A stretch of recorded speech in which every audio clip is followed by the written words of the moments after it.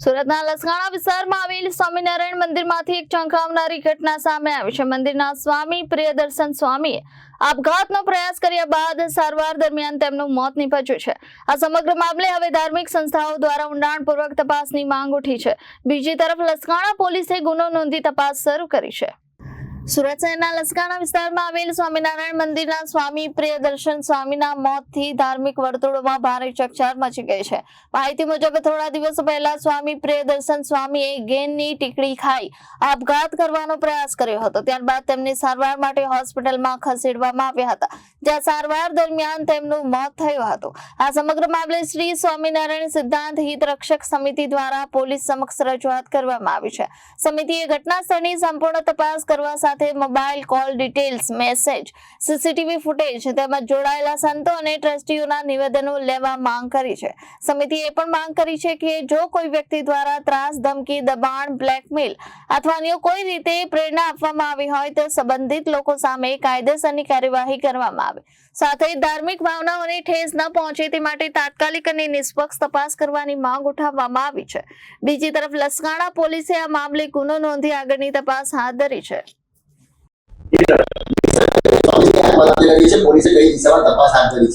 તારીખ 26/4/2026 ના રોજ બાલક પાટિયા પાસે આવેલ મિશન સ્કૂલનું જે પ્રાંગણ છે તેમાં રહેતા સ્વામીજી પ્રિયદર્શન સ્વામી તેઓએ કોઈ અજાણ્યો પદાર્થ ખાઈ લઈ અને પોતાની જિંદગી ટૂંકાવવાનો પ્રયત્ન કરેલ હોય, જે અનુસંધાને સૌપ્રથમ લસકાણા પોલીસ સ્ટેશન ખાતે જાણવાજોગનો બનાવ દાખલ કરવામાં આવેલ અને તેઓની સારવાર અલગ અલગ હોસ્પિટલોમાં ચાલુ હતી।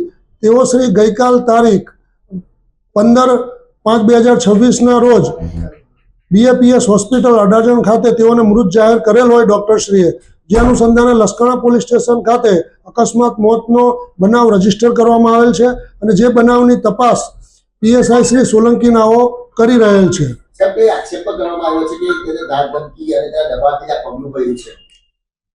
આ બનાવ અનુસંધાને સ્વામિનારાયણ હિત રક્ષક સમિતિ તરફથી PI શ્રી લસકાણા પોસ્ટેનાઓને એક અરજી આપવામાં આવેલ છે અને એ અરજીમાં તેઓ શ્રીએ આ બનાવની તપાસ તટસ્થ અને ન્યાયિક રીતે થાય અને ઊંડાણપૂર્વક થાય, જેથી સ્વામીજીએ કોઈ ધાકધમકી કે કોઈ એને બ્લેકમેલિંગ કરતું હોય એવો કોઈ કારણોસર જો આત્મહત્યા કરી હોય તો તેઓની સામે પણ કાર્યવાહી થાય એ બાબતની એક અરજી આપેલ છે અને જે અરજી પણ આ બનાવ અનુસંધાને તપાસમાં સામેલ રાખવામાં આવેલ છે અને તપાસ ઊંડાણપૂર્વક કરી આગળની કાર્યવાહી કરવામાં આવશે।